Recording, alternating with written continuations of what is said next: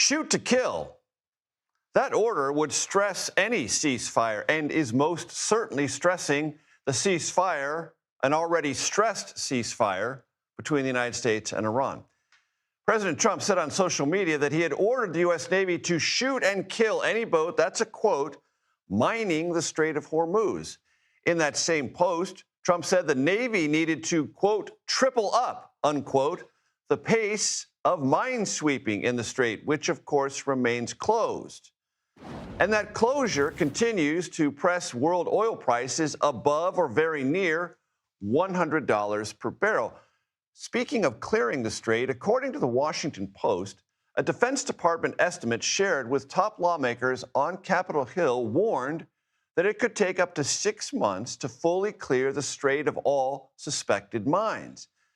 That assessment said Iran was placing some mines not with boats, but via remote control and with GPS guidance, making it much harder for the U.S. to detect their location and, if it wanted to, and certainly that's the president's order, destroy them.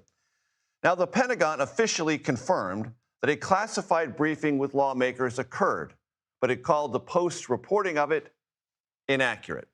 Now, you might remember it was only last Friday when Trump, again on social media, said Iran was helping the U.S. remove all sea mines.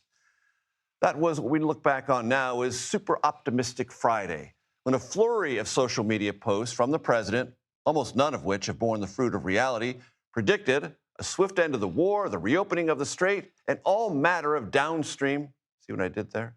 Positive economic consequences. Since then, well, no talks to end this conflict have materialized. Vessel seizures on both sides have increased, and so has the threatening rhetoric.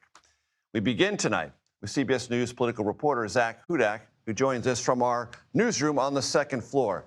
Zach, the president was just talking to reporters in the Oval Office. What did he say about the current conflict and his mindset?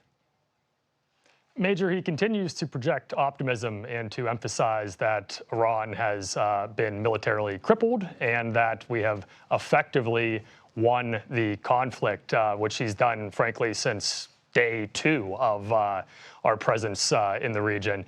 The reality is that, as we have continued to see throughout this week, the Strait of Hormuz remains not entirely open. Just earlier this week, Iran attacked 3 cargo vessels, 2 of which it actually took captive. And I think that's part of the reason that the president is amping up his rhetoric when he talks about the strait, giving that directive this morning to shoot to kill when aiming at small boats that are laying mines that you mentioned earlier. I think that is a departure from our traditional maritime policy, which would be to have proportional response or to only fire defensively. But I think that's him really digging in and saying, we're going to do whatever it takes at this point to reopen the strait and reopen commerce through the region.